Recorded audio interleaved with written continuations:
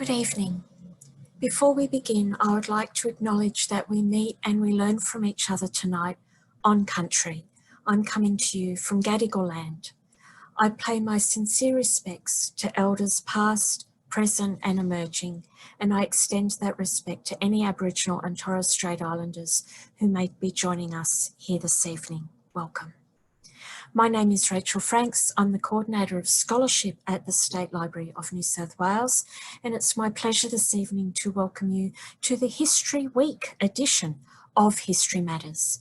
History Matters is a collaboration between the State Library of New South Wales, the Professional Historians Association, New South Wales and ACT, and Oral History New South Wales, bringing you each month fascinating insights into the profession of the historian.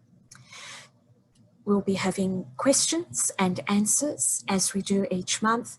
If you have any questions for any of the speakers, please just use the chat feature on Zoom and we will come to those at the end. It is my duty tonight to introduce Madeline Shanahan. She'll be your chair this evening. Madeline is a consulting historian and an archaeologist, and she has produced some extraordinary research over the years focusing on foodways, domestic spaces and women's histories. Thanks very much, Madeline.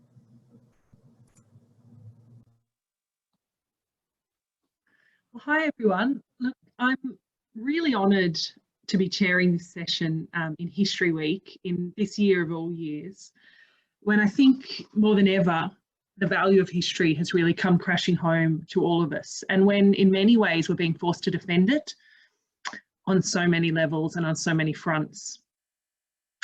As a heritage consultant who's worked in a range of settings over many years, I've come to see just how much history underpins our practice and the meanings of place to communities, but also how it can often be squeezed in the reality of the commercial environment, the busy pace of heritage. So because of that, I think it's really critical that we have these opportunities for historians to come together and to represent the discipline within the broader field of heritage.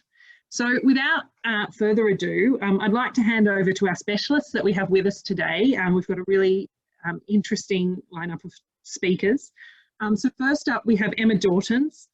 Emma's a public historian currently working for Heritage New South Wales. She completed a PhD in history at the University of Sydney in 2012 and published her first book, The Lives of Stories, 3 Aboriginal-settler Friendships, with ANU Press in 2018. So thank you, Emma. Thank you, Madeline. I'm sorry, the rubbish truck has just taken this opportunity to come to my street, so I hope people can hear me loud and clear, and it will go away in just a second. I'd like to also acknowledge Aboriginal elders past, present and emerging, and that I'm talking on Gadigal land too tonight at Marrickville. I'd encourage everyone to read, if you haven't already, the History Council's statement about the value of history. It's something that I'm going to find very helpful in months and years to come. Tonight, I'm going to touch most closely on the capacity of history to engage us as citizens, to create inclusive communities, and to provide a foundation for future generations. And for me, as a person and also historian and heritage practitioner, it's highly important that history helps us to connect with the places where we live.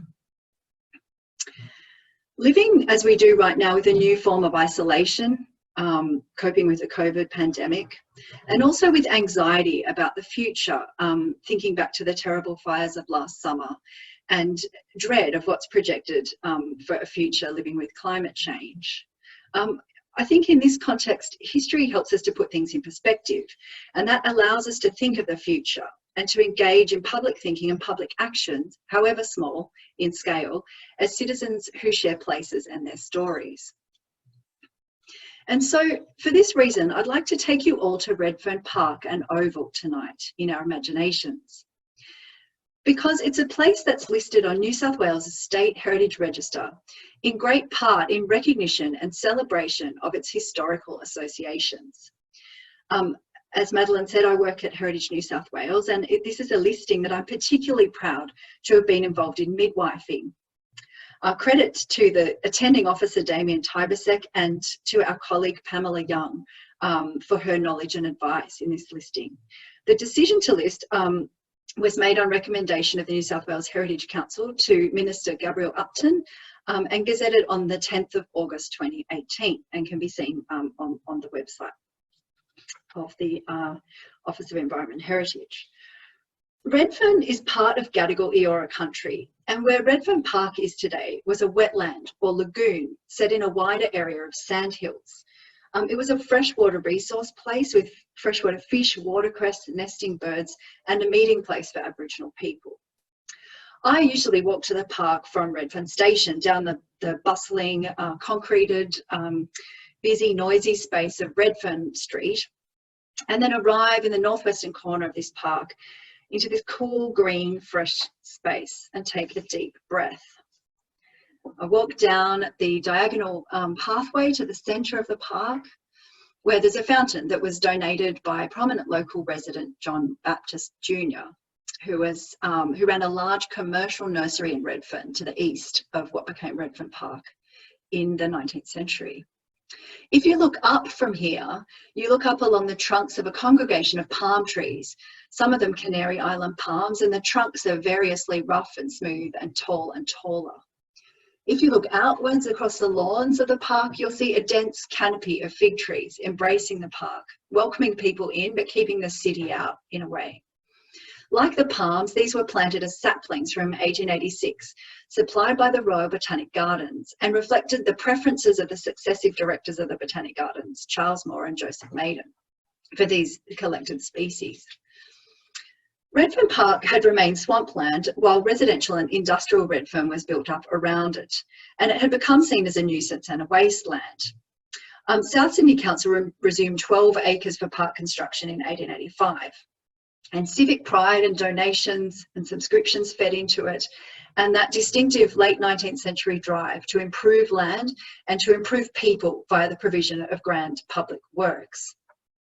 Redfern Park was gazetted for the purpose of public recreation and officially opened in 1890, a typical Victorian pleasure ground, incorporating ornamental gardens, exotic plantings on the northern side, and on the southern side, cricket wickets, an oval, bowling green, bandstand, and sporting pavilions. In the terms of the late 20th century, it's understood as an urban lung, like other urban parks. And I think we're going to appreciate it increasingly into the 21st century as a place that can keep the city cool.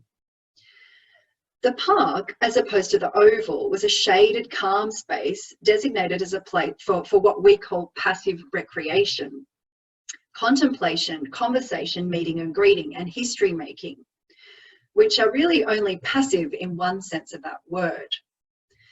Fiona Foley's artworks, installed in 2008 in the park, are a clue, perhaps, or a stimulus to a more active, open-ended exploration of Redfern Park and Oval as Aboriginal country and a place with a big history, an activity that's not passive at all.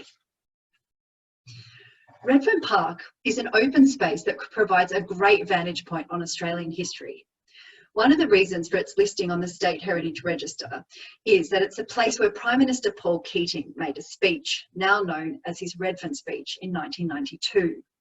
It was a speech that marked a turning point in the official interpretation of Australia's history and is now one of the most famous Australian political speeches. Keating spoke on a temporary stage in this northwestern corner of the park to a live audience of about 2,000 people, most of them Aboriginal people. And part of his speech talked explicitly about history. And I quote, "As I said, it might help us if we non-Aboriginal Australians imagine ourselves dispossessed of a land we had lived on for 50,000 years, and then imagine ourselves told it had never been ours. Imagine if ours was the oldest culture in the world and we were told that it was worthless. Imagine if we had resisted this settlement, suffered and died in the defence of our land, and then we were told in history books that we had given up without a fight. Imagine if non-Aboriginal Australians had served their country in peace and war and were then ignored in history books." So right here in Redfern Park, Keating called on Australians to rethink history. His speech both recognised the value of history and recognised how this value had been withheld and denied to Aboriginal people. It was highly significant and unusual that Keating made this speech outside Parliament, because Redfern Park was a place that he and his advisors knew was a special central place for the Aboriginal community. And this was the occasion of the launch of the Year of Indigenous People. Redfern Park became again an important meeting place for Aboriginal community from at least the 1930s, as the Depression and the activities of the Aboriginal Protection Board led many Aboriginal people to leave country areas and come to the city.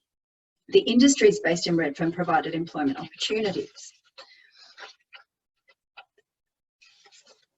And this is another key reason why Redfern Park and Oval is listed on the State Heritage Register, not just because of one big event, but because of an ongoing historical association.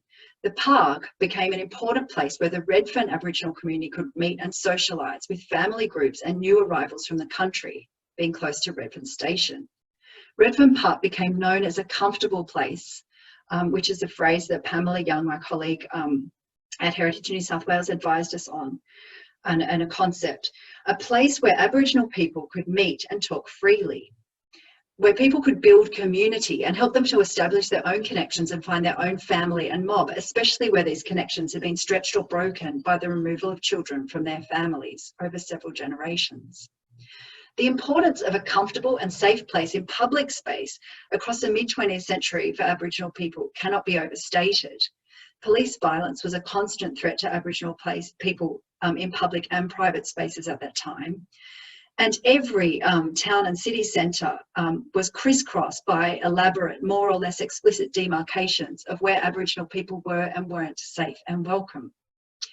And an interesting and detailed investigation I read recently on this was Jennifer Jones's book on country women and the colour bar.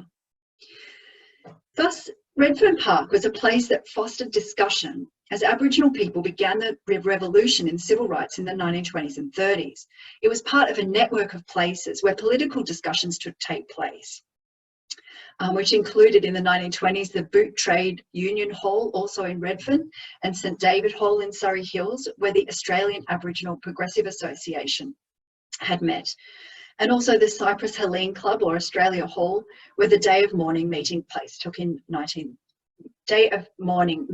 place in 1938, as well as places further afield, including La Perouse and Salt Cane Creek, where Aboriginal woman Ellen Anderson and others owned land and formed a welcome base for Aboriginal leaders from around New South Wales to meet and discuss civil rights issues, which Heather Goodall and Jane Cadzow talk about in their Rivers and Resilience book, and Paul Irish's recent work is really helpful on these connections as well. Redfern Park also fostered the movement for land rights and self-determination in the 1960s and 70s, and connected up with the places associated with the services of self-determination. These included the block, the Redfern Medical Services and Housing Services, the Redfern Legal Services, Children's Services and Koori Radio, which turned Redfern into a constellation of places associated with Aboriginal self-determination. Redfern Oval formed a highly important part of this connection because it was a place where the Rabbitohs and All Blacks played. Aboriginal involvement in rugby league developed in the South Sydney region in the 1930s and 40s, where all Aboriginal All Black teams from both Redfern and La Perouse formed to play in the sub-elite competition in response to discrimination that prevented Aboriginal players from being selected for established teams.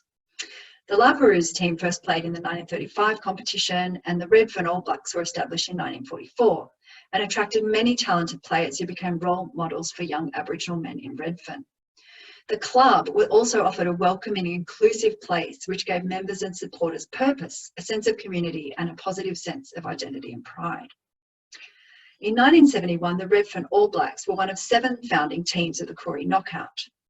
And between 1948 and 87, the South Sydney Rabbitohs used Redfern Oval as their home ground before moving to Sydney Football Stadium. Then and now, Rabbitohs and their supporters have referred to the Oval as the Holy Land or a sacred space, and that is another whole story. Now, Redfern Park and Oval is a unique place, but it's also a node in a network, a knot in a web that opens up a whole spectrum of connections for us, just sitting in the park, thinking and talking about history.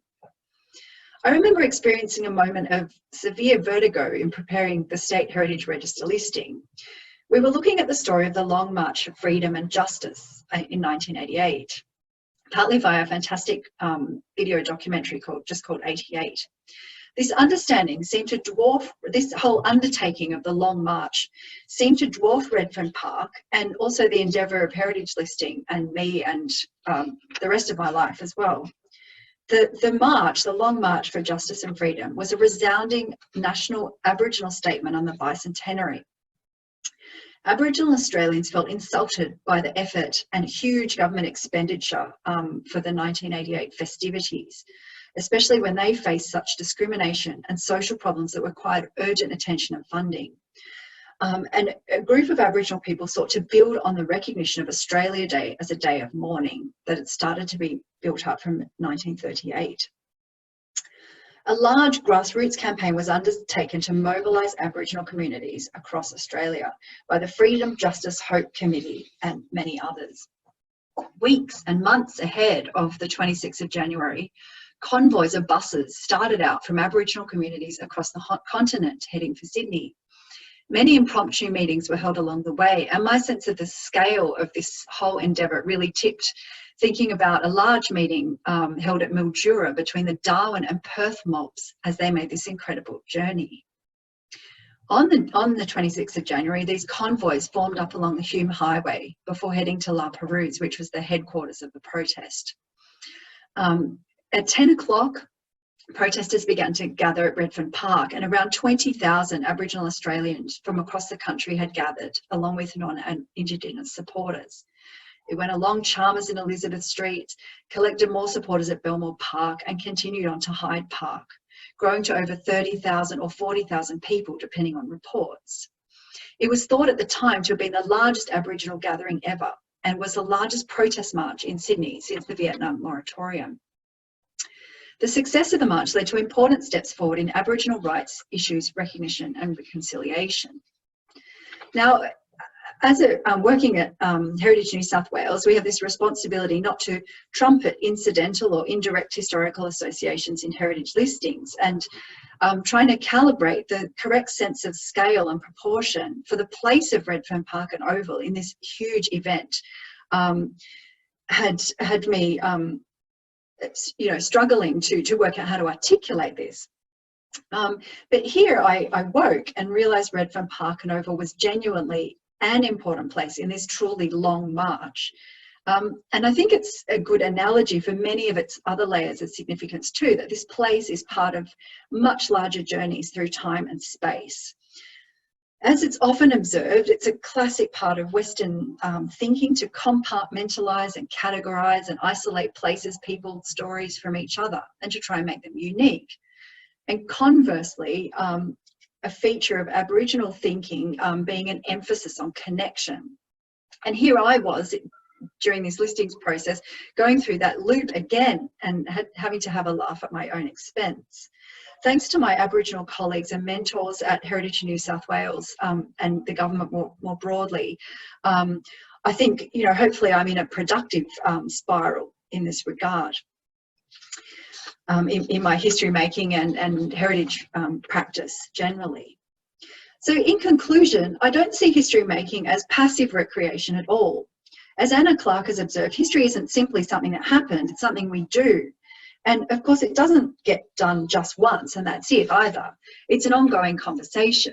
I think Redfern Park and Oval is definitely a place where this story is growing and building and sharing through a fertile cycle of retelling its stories, fed into with new research, oral history, community projects, official recognition and new perspectives as time passes, with the State Heritage Register listing being a chapter in this.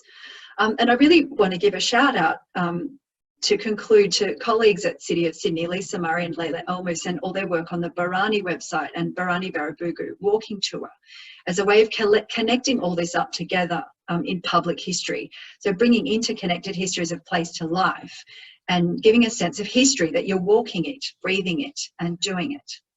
Thank you.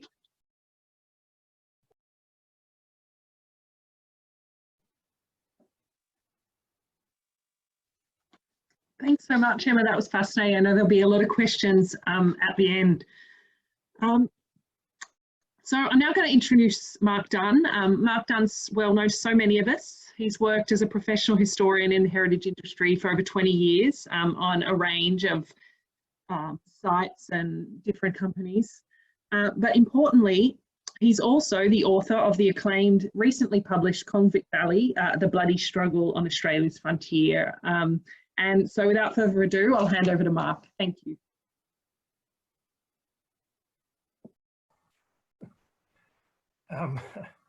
Thank you, Madeline, for that plug.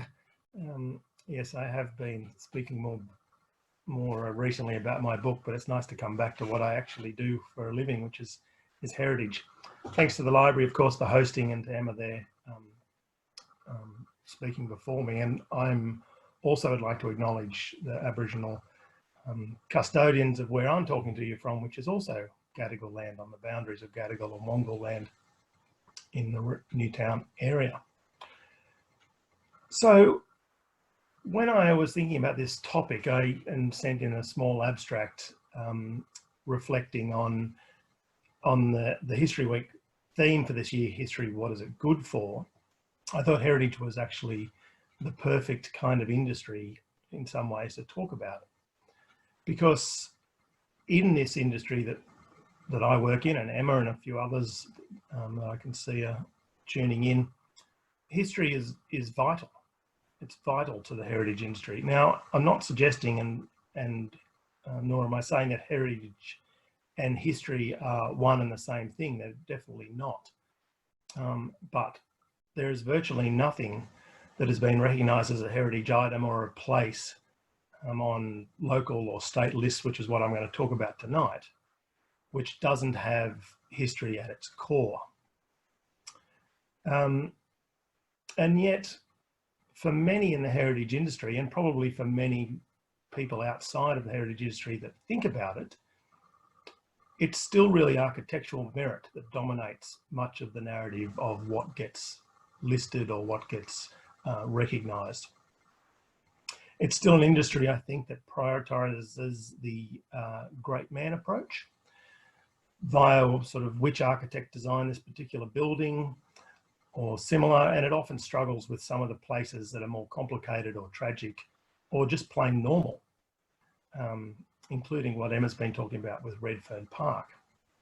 And so it's these kind of places and these kind of discussions that historians can bring a much deeper understanding and a more robust approach to heritage and conservation. And so as a little background for those who don't know, I've been working as a historian for some years, about 20, in the heritage, primarily in the heritage industry. And I actually started getting my foot in the door via archaeology. I never studied archaeology, but I volunteered on archaeological dig sites when there was little history work around for a fresh graduate. But since then, I've worked both as an independent consultant and for heritage companies, which in Sydney, and that work took me right across the country. And I've also been or was appointed to the New South Wales Heritage Council in 2012 and served on that, including this time as sort of deputy chair up until the end of my term in 2018. And so I thought I'd try to reflect a bit on the differences in working as a consultant and then being on the flip side, being on the decision-making side of what gets listed and what doesn't.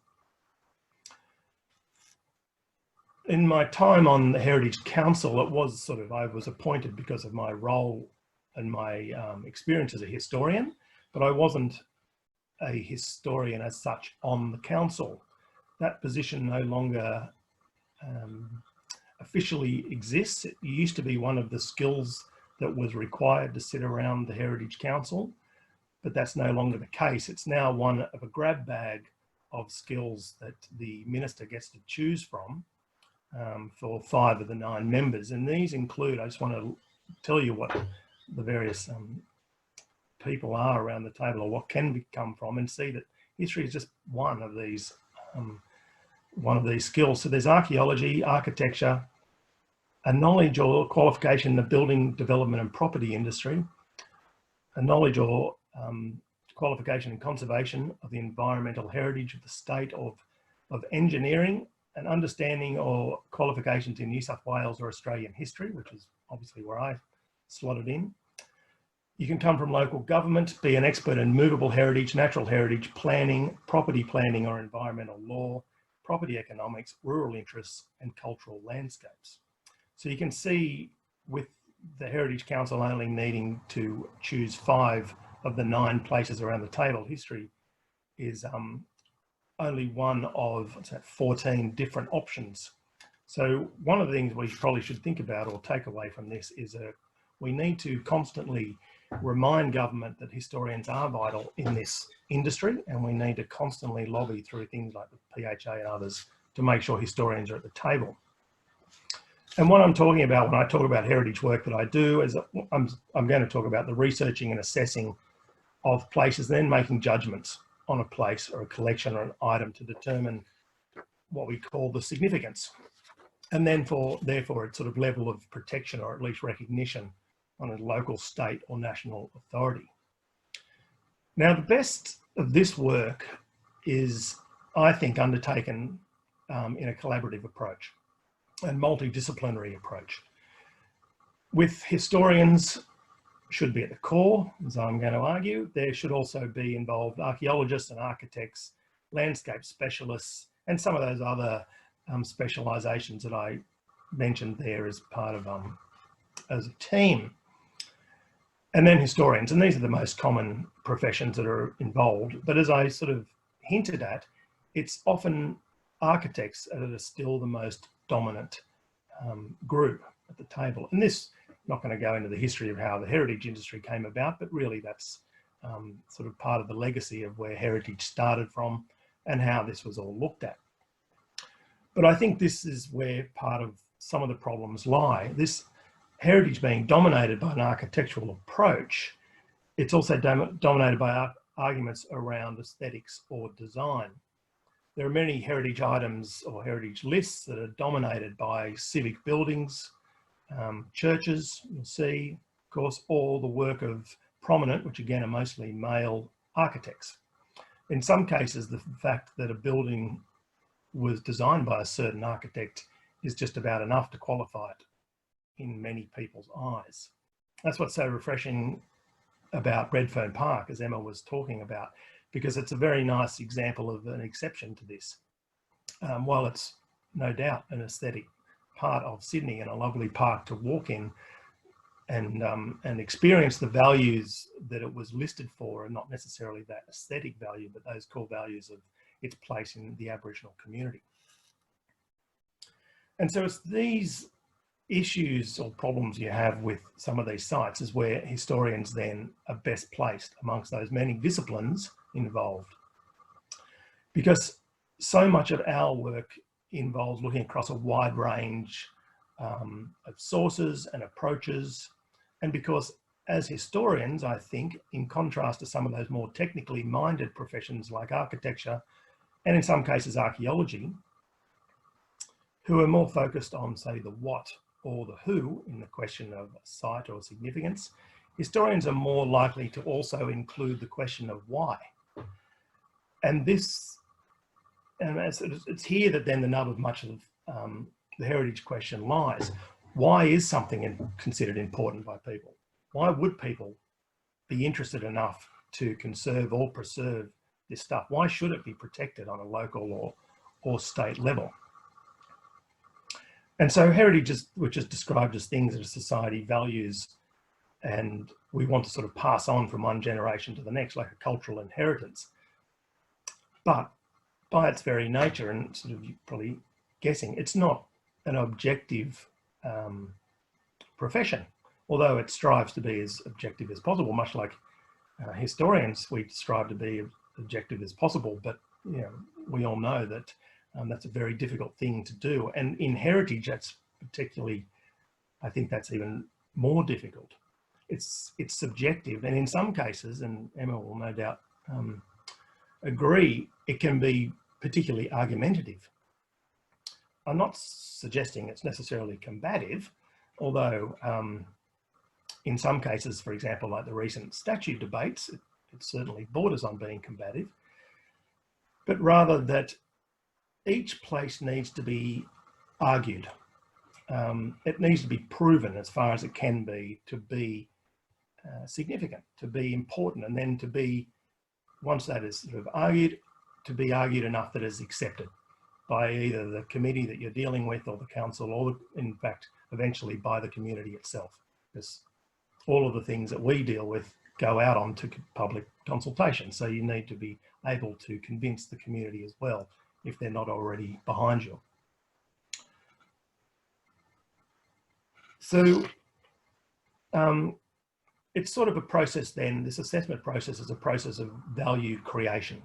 And I don't mean value necessarily in a financial term, but more a value of what people value there. But on the flip side, it can also be a process of value negation, if you like. If something is not included, or if something is decided to be not for a state list, but a local list, people see that sometimes as a downgrading of a heritage, but where it's just a different way of looking at it. But again, I think the historians are skilled, equally skilled at sorting out these things that are maybe not as significant for various reasons, and then can be managed in other ways or by different agencies or a different approach. And because this is important, because heritage sits inside the planning system, so decisions made about listing something as a heritage item does have an impact on a place. And so it needs to be taken seriously and be well considered. There's an interesting edition actually that's just come out, I think this week, of the International Journal of Heritage Studies, which has, the whole edition is in fact about this dilemma, about significance and what they call insignificance, and the process of creating these lists. So I thought in the time remaining, about 10 minutes or so, I'd try to illustrate these with a few examples. One is a very small local example, and then one is a broader kind of idea about how to list heritage. So the first one is a small terrace house in Victoria Street in King's Cross. And this is the house of Juanita Nielsen. So those of you who don't know Juanita Nielsen was a small-time publisher. She was part of the Mark Foy family. Her great-grandfather was Mark Foy of the department store fame. And in 1968, her father, who was part of the Mark Foy dynasty, purchased a small terrace house for her on Victoria Street at number 202 Victoria Street. And at the same time, he purchased a small newspaper that was running, a locally run newspaper called King's Cross Now, that was published at the time by the Wayside Chapel, and was like a small local newsletter for restaurants and reviews of things that were happening in King's Cross.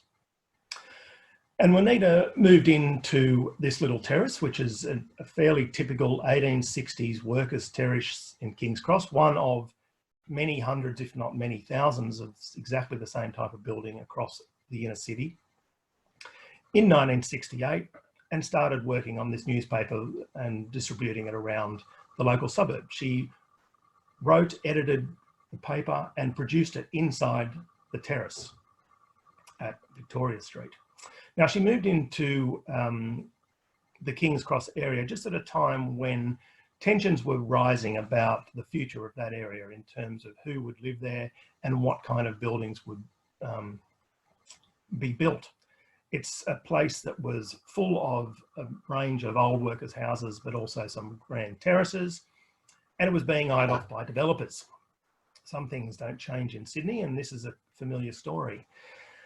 So by the early 1970s, there was battles raging in the rocks over this development. There was the start of fighting or battling over heritage in Woolloomooloo, and it was pushing up into Victoria Street as well. Juanita got involved in these local campaigns, and she started to change the focus of her newspaper from being just a thing that was about reviews and restaurant reviews with little editorial content, to starting to comment more on the development pressures that were happening around her in Victoria Street. She reported on increasing levels of intimidation and violence that was happening, used to evict the residents. Then she joined the Woolloomooloo Residents Action Group to also champion their cause. And she became a bit of a thorn in the side to the developers up there, particularly the man who was in charge, Frank Thiemann. Now, she was in a good place at a good time. The BLF, or the Builders Labourers Federation, who put a green ban on the rocks, also put a green ban onto the Victoria Street area, and it seemed like the battle was being won until in early 1975, the New South Wales green ban was taken over by the federal branch. And in negotiations with the developers, the BLF lifted, or the federal branch lifted the green ban and allowed development to proceed. There'd been some kidnappings up there. It was all going rather badly now. But again, through her newspaper and her influence, Juanita convinced the Federated Engine Drivers and Firemen's Association to maintain their ban on the site, effectively stopping any cranes, bulldozers or excavators, and so stopping the demolition. Sadly for Juanita's trouble, on the 4th of July 1975, when she was going to pick up advertising for her magazine Now at the Carousel Club on Darlinghurst Road, she never came back from that meeting. She disappeared, was last seen going into that club, and has never been seen again. She was later pronounced to be dead by the coroner and presumed murdered, and a number of Sydney underworld figures at the time were linked to her death. Afterwards, the terrace was sold, went into back, it was still in private ownership, and it sort of chugged along. Now, you would think that a house that was the house of someone who was so important to the heritage industry, and in fact died for the heritage industry, or the start of the heritage industry, would be recognised, but it hadn't been. It had been completely overlooked in the various local LEPs, and certainly hadn't been considered for any state listing. And primarily, I think, this is because it is a small, unremarkable terrace from the outside. If you can still go there and look, it looks, as I said, like any other place along that street or any other street in the inner west, in the inner city. But I was lucky enough to be involved in this from the start, from 2007, when the City of Sydney employed me briefly to write an assessment for inclusion on their LEP. And much like, I suppose, a place like Redfern Park, this was a place that did not have aesthetic significance. It did not have architectural merit. It wasn't related to any of the great architects. It had no real archaeology behind it. But what it did have was, at its core, was an extremely important historical story of Juanita Nilsson, of that time in King's Cross when it was still a seedy underbelly of the city, that whole sort of crime and corruption of the early 1970s, but Juanita Nilsson being the champion for heritage. And of course, with that argument behind us, we pushed forward, and it did make it onto the City of Sydney LEP, and then it came forward onto the State Heritage Register while I was on the committee. I excused myself from meetings for a conflict of interest, but nevertheless, it was then recognised for those values on the State Heritage Register in 2014. So that's one little example where heritage was at the core, and the other, which I'll just finish off as a more sort of broader idea, and it sort of goes with what Emma was talking about there, as a different way of thinking about heritage, a way of making connections to sites rather than looking at sites individually. And this is what the State Heritage Register is starting to do, particularly because they look at a state story, if you like. They're starting to think more about stories rather than individual sites. And so there's what is developing is what is being called serial listing procedures or processes. It's been a move away, as I said, from these individual sites, sort of necessarily, to a broad serial list of places that on their own maybe would not be considered to be of a state significant threshold, but when they're included in a broader story, they add to that statewide story. So they're able to then tell a broader tale. And the first example, and at the moment the only examples that have been actually put on the list at the moment are bushranger sites. And these seem, as you can imagine, quite interesting for a lot of people. It's a history that many people are fascinated by. And the bushranger sites that have been included so far are all around the story of Ben Hall.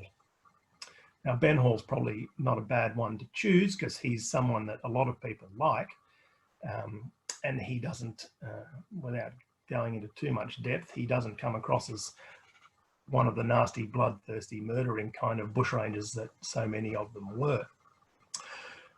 But the sites, I think there are 7, and they include sites of robberies, Yagara Rock, for example, where he sites of holdups like the Bushranger Hotel at Collector, the site where he was actually killed, which is now sort of on a farm area, his grave site, and various others. These are all listed individually, but they're also listed as a group. So they're a serial listing of Ben Hall, and if someone's interested in a heritage holiday, for example, you can pick up these listings and off you go and sort of follow Ben Hall's travels across the country. Now, these are built around thematic listings or thematic histories, and this is where the historian is vital. These sort of listings are beyond the scope of the architect or the sort of architectural merit of people. There are other ones that could be options. These are not ones that are necessarily going ahead, but there are things that you could do around federation.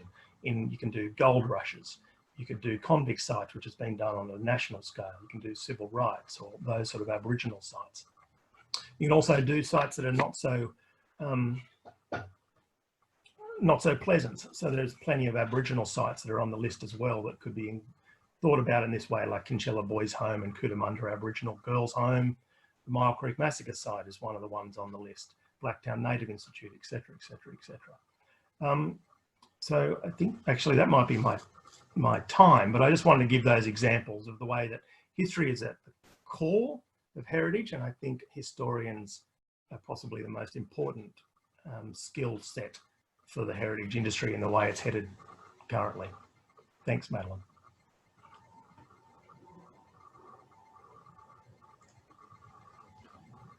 Thanks so much, Mark. That was fascinating. So I think we're now going to have some questions. Oh, sorry, I'll just wait for everyone to pop up.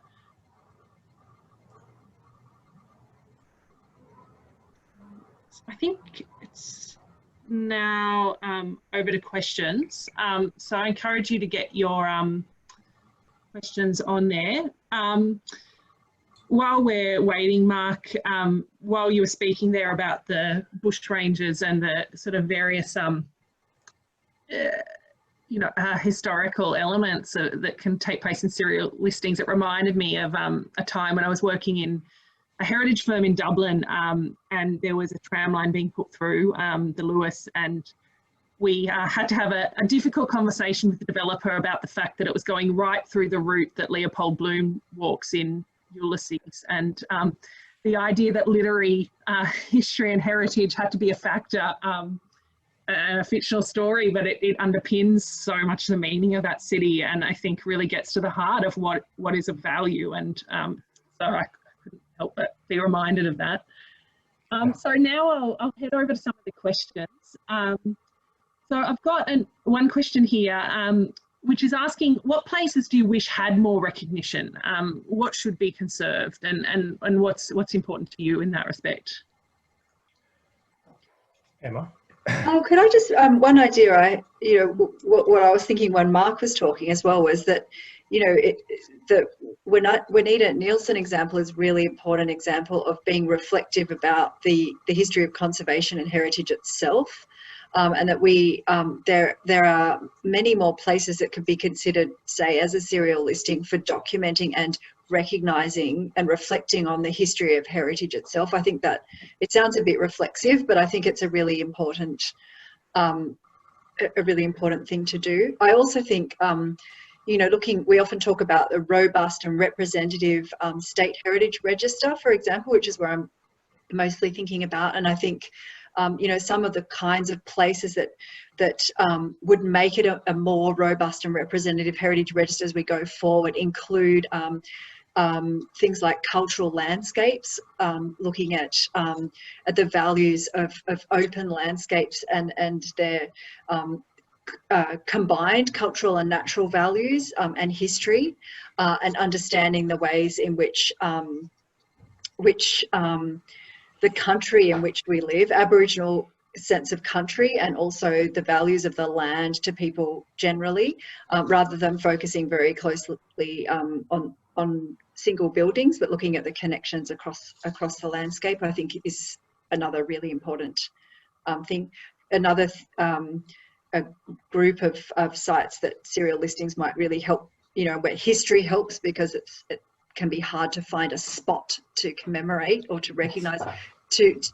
Migration history is another one of those areas where I think, you know, a lot of people agree it would be very beneficial to work towards listing more of those and conserving and recognising them.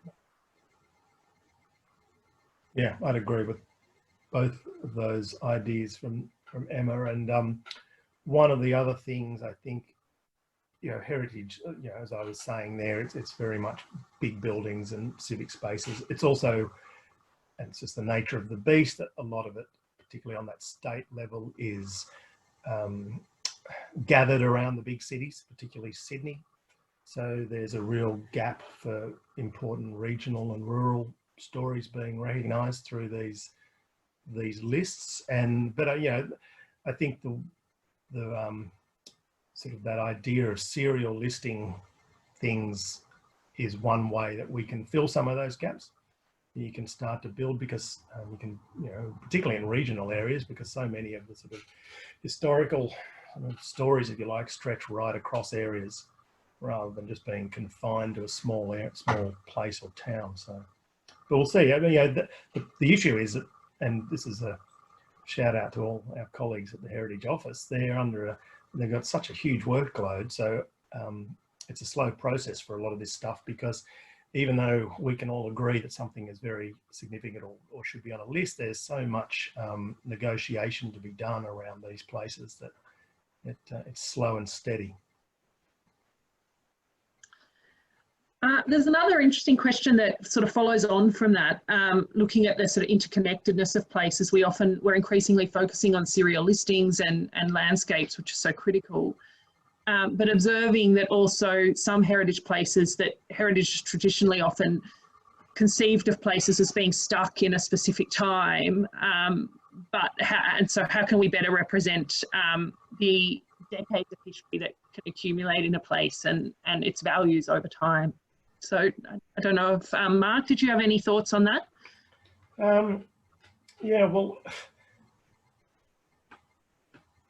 yes. I mean, my little mantra as I go on about a bit is that cities or towns or wherever, or buildings even, they're not museums. So the idea that you list something and it just gets stuck there as can never move again, I think is a dangerous one that seems to sit in the heritage industry a bit, because the whole point of these places, cities, buildings, whatever you like, is that they live and they have life and they move and they change and all the rest of it. And that adds all these accretions of either physical or stories add to the heritage of a place and the story of a place. So more modern buildings, more recent buildings are difficult in some ways to get onto heritage lists, because they don't have that kind of feeling in a community yet, unless they're so extraordinary, amazing, like the Opera House, that everyone can agree. Yeah, let me think about that a bit while Emma answers it as well. I think that's a really important question, and that's one of the reasons why I find a listing like Redfern Park so appealing and important, is because it does show that continued association and change and development and layering of heritage over time. I think often the adaptive reuse of buildings through time as well can be really fascinating. And the example that pops into my mind is, oh no, I can't remember the name of it. our Greycliff House at Neilson Park, for example. So we listed Neilson Park as a cultural landscape, but one of the parts of it is Greycliff House, and it was built as a sort of marine villa for the Wentworth family, you know, facing the harbour and everything. One of the most fascinating things that's happened there for me, because when I was doing this listing, I was a young mother, is that it became a mothercraft centre where the Tresillian, really important Tresillian baby care and sleep clinic had its, I think, its first headquarters. And there's this harbourside location chosen as a place where babies could experience the healthful atmosphere of the harbour. And they had, you know, a crib room, and they used to the matron made a special garden. They used to bring the babies out onto the grass and lay them there to get the fresh air and that kind of thing. So I think that kind of, and then it's been a National Parks Office since then. So I think that kind of understanding the ongoing uses and adaptations, even if they leave few marks on that building, then it still looks like it, you know, for all intents and purposes, like it did when Wentworth built it. But you know, recognising those marks of use and those echoes of history in there, and letting them build up and celebrating them over time, I think is really important too. Now, there's another interesting question for you, Emma, and it might be a bit unfair to ask you to comment on it recently, because I'm not quite sure how much you've followed the story of Redfern Park in more contemporary period, but given a lot of what is happening at the moment in social politics and the media, there's an interest in what is happening at Redfern Park now and how much it's under surveillance. And if you could comment on how the story is continued, that would be great. I noticed that one. I probably can't comment on that. I just hope that that this great history of political thinking and ferment and organising and that kind of thing can continue in the park. I think it's you know, a very, if that's what's happening, I guess it becomes then part of that story, that legacy that it has caught the attention of the authorities at some time, and it's taken a different pathway. But I hope that that's not going to be the case in an ongoing way. But I think that's a really interesting question, just because a place is significant for important community and cultural uses and activism doesn't necessarily mean that won't change. And that's, I mean, that's part of stories as well, is that they can change, and that even things that are conserved, whether they're intangible or tangible, can come under threat in various ways as time goes by. So I think that's a really important question, and yeah, I can't comment on it in terms of what direction it's going in. One of the interesting things, though, more recently, even the community's changing around Redfern pretty rapidly.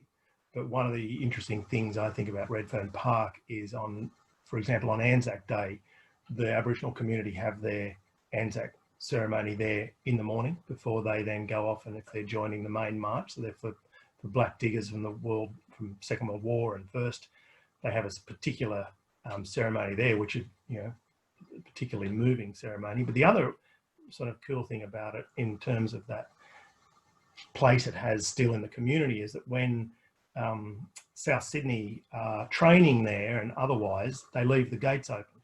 So anyone in the community can come and go from the actual rugby league part of it at any time, because they realise that they're sort of core to the identity of the Redfern community. So it's still, at this stage at least, holding its position.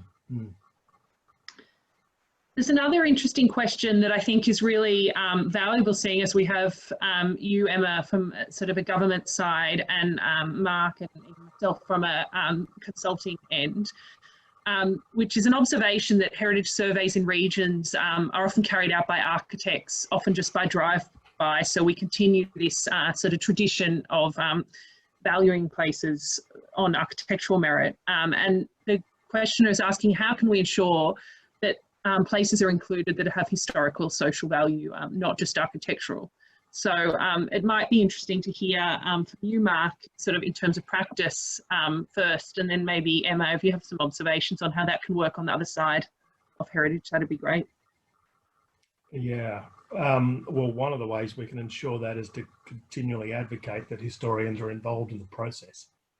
That has to be, that's at the core of it. really. Heritage studies are such big, unwielding, difficult things because they take so long, and the lazy way is literally, yeah, to drive past. That certainly was the way that a lot of them were done at the start. It's changing, but yeah, that's still part of it. You need historians on the team, basically, every time.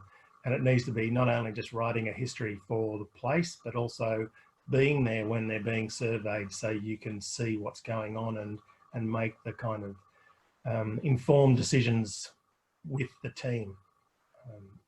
Yeah, you just need historians in the team, basically. And we have to continually convince architectural firms that they need historians, probably not only just in the team for these studies, but actually architectural and heritage firms should be employing historians. And it's surprising how many of them don't. Yeah. And in senior positions as well. Totally. Yeah, I think I totally agree with Mark about that. And I suppose from the point of view of the commissioning bodies, making it clear in briefs what kind of heritage, what the commissioning body sees heritage of their area as being, and that it's not going to be simply built items, that it might be, as Lisa's commented on the Q&A about, you know, stock routes and pathways and cultural routes, songlines, that kind of thing, that those things are seen as history, as seen as heritage by the local estate body who's commissioning it. I think state government, I'm not talking from my position here, but I think one of the things that I try and do in my position as an individual is to help set an example by promoting and progressing and listings where there are intangible values and landscape values, and also trying to incorporate those into all of our listings, which is something that the Heritage Council is really keen to do at the moment too, is to incorporate the full set of values into each listing, so that we're not just focusing on a thin slice of history that's related, say, to its architectural merit. I think that helps, but I don't think it's the whole answer. I think there are probably resources that could be provided, and resourcing issues around broadening the scope of what is, because I suppose if you're in local council, you've got a certain budget, you're trying to commission a study, and you've got your general manager and the people above you thinking of heritage as being a very narrow set of things. So I guess it's ongoing education sort of task. So look, there's some other fantastic questions, but I'm afraid it's time to come to a close. So with that, I'd like to just thank both our speakers, Mark Dunn and Emma Dortins, and also the State Library. It's been a fantastic series. And I would like to also remind people of the next History Matters session on the 7th of October. We've got floods and bushfires, a really topical session, and that is going to have speakers Margaret Cook and Peg Fraser. So definitely not one to miss. So thanks everyone. And I'll hand back over to Rachel. Thanks. Thanks so much, Madeline. Thank you very much to our speakers. Special thanks to Emma for talking about Redfern Oval, a very sacred place indeed. If you haven't seen Mark Dunn's book, that's it. You can find it at bookshops, including the State Library of New South Wales bookshop, and in libraries everywhere. And do join us next time for History Matters. We also have a very interesting scholar talk coming up on the 6th of October at 11 a.m. Dr. Ian Hoskins will be talking about his research that he undertook at the library, reimagining the Pacific and looking at Australia's near neighbours in different ways. And he'll be covering 1870 to 1970. So do join us then. And also I hope to see you on some of the other events available through your library at home. Thank you to our speakers, and thank you to all of you for coming. Good night.